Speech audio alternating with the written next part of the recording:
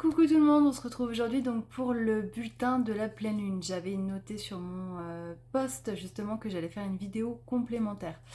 Donc cette pleine lune qui clôt finalement un cycle qui a été démarré en nouvelle lune, donc comme je l'avais dit il y a 15 jours, en nouvelle lune en cancer. On avait une nouvelle lune qui était conjointe à la lune noire et qui parlait de mémoires karmiques liées peut-être à l'enfance, des mémoires transgénérationnelles, des choses qui nous suivent malgré nous, euh, des relations également karmiques. Il y avait plein de choses dans ce sens-là. Et aujourd'hui, avec cette pleine lune en Capricorne et cette super lune, hein, puisque ce soir vous pouvez observer la lune, elle sera au plus proche de la Terre et du coup vous aurez un effet un petit peu loupe grossissant. Voilà, si vous avez la chance de l'avoir et qu'il n'y a pas de nuages. Euh, cette pleine lune, elle, en Capricorne, je voulais faire une vidéo parce que pour moi, il y a beaucoup de choses dans cet axe finalement cancer-capricorne, au-delà de la guérison, comme j'ai pu l'expliquer dans mon post transgénérationnel, euh, des histoires de famille peut-être que vous pouvez avoir, du poids des responsabilités, parce que c'est de ça qu'on parle, hein. Le Capricorne, c'est vraiment un guide pour sa famille, c'est celui qui tient debout et qui tire la locomotive. Peut-être que vous êtes cette personne-là et que ça devient trop lourd à porter. Et moi, ce que je ressens à travers cette pleine lune, c'est qu'on peut également avoir comment dire, une sorte de guérison euh, dans cet axe qui finalement représente aussi, je trouve, la naissance à soi. Enfin, c'est en tout cas moi comment je le perçois. Et j'ai l'impression qu'il y a une forme d'alignement qui peut se faire là dans les prochains jours avec cette pleine lune.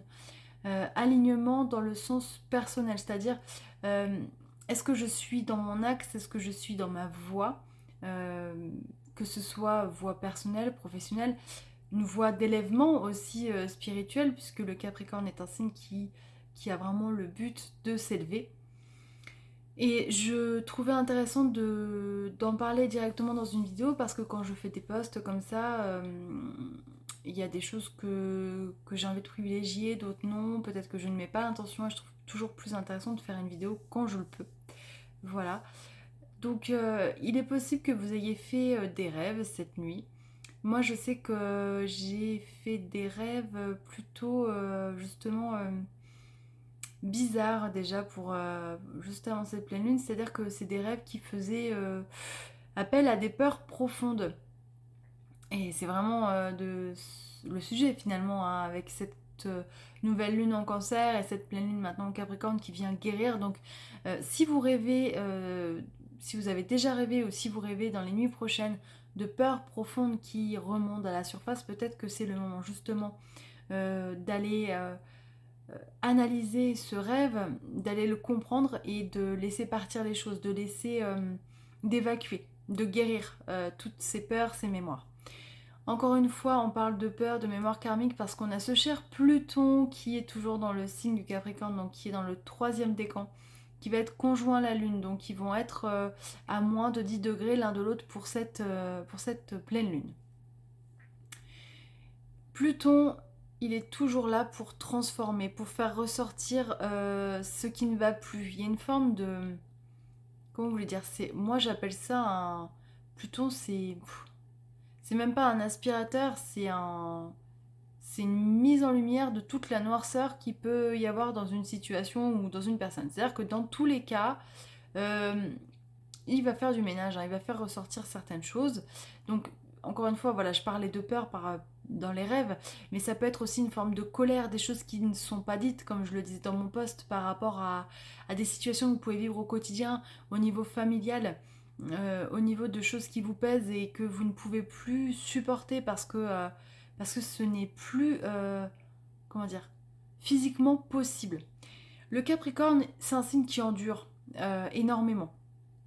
Il va aller, c'est un peu comme les chats, si vous voulez, les Capricornes. Enfin, moi je trouve que ça a un rapport, mais le chat, en fait, pour ceux qui connaissent, va aller jusqu'au bout et d'un seul coup va être très très mal, il faut l'emmener chez le veto parce qu'en fait on voit il a perdu toutes ses forces. Mais le Capricorne c'est un peu pareil.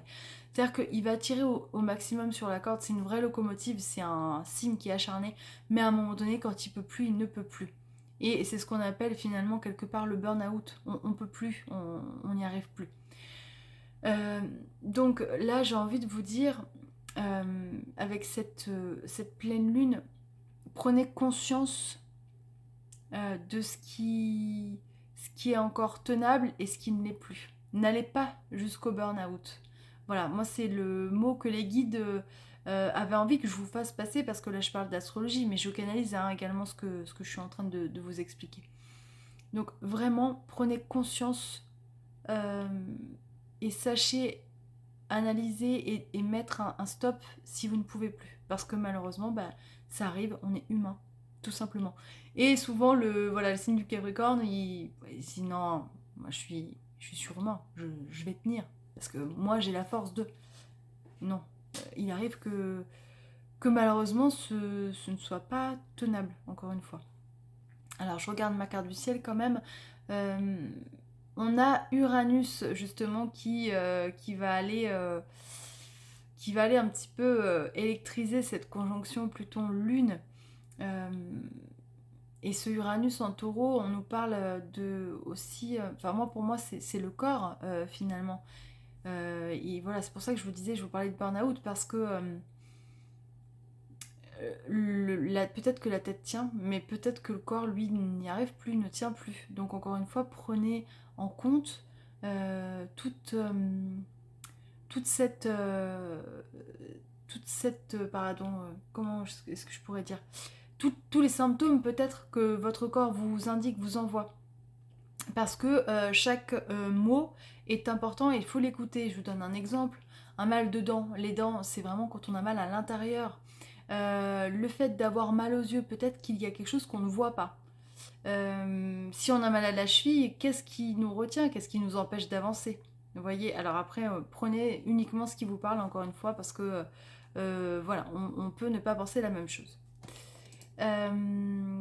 Que vous dire de plus? Ah, voilà, mon écran s'était éteint. On a Neptune également qui va pousser, je pense, cette pleine lune voilà, à y voir clair, à dissiper les doutes, à peut-être dissiper le brouillard aussi dans lequel on pouvait être sur certaines choses, sur certains sujets. Donc ça, c'est très positif. Peut-être que vous allez vous rendre compte finalement, justement, parce que je vois qu'il y a un aspect un petit peu de tension avec Vénus. Peut-être que certains vont se rendre compte finalement qu'au terme d'une relation amoureuse ou en tout cas familiale, il n'y a pas comment dire, de retour. On attend quelque chose, on donne énormément et peut-être qu'on n'a pas le retour qu'on espère. Ça peut être aussi voilà, une mise en lumière par rapport à ce type de relation. Mais là vraiment, je pense qu'il est important de se concentrer sur soi, sur ses aspirations, sur son chemin.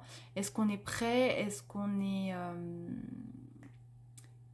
aligné? Et est-ce qu'on est en accord avec le chemin qu'on est en train de suivre et qu'on est en train d'emprunter? Et là, vraiment, personnellement.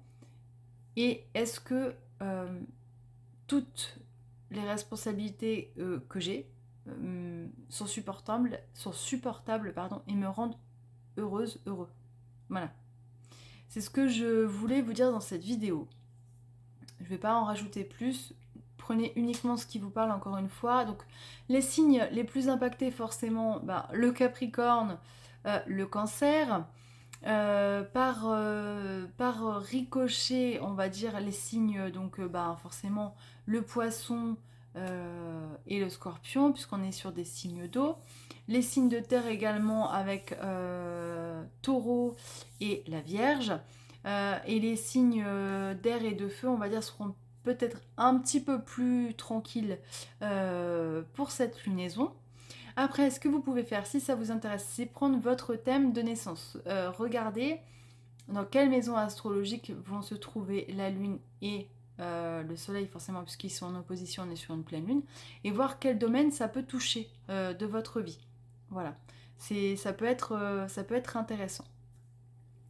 Je vous laisse, je vous souhaite une super pleine lune, une super soirée parce qu'on est le 13 juillet donc forcément il y a des fêtes un petit peu partout. Il y a peut-être des gens qui partent déjà en vacances ou qui font le pont. Je vous souhaite plein de belles choses et puis je vous retrouve très vite. À bientôt.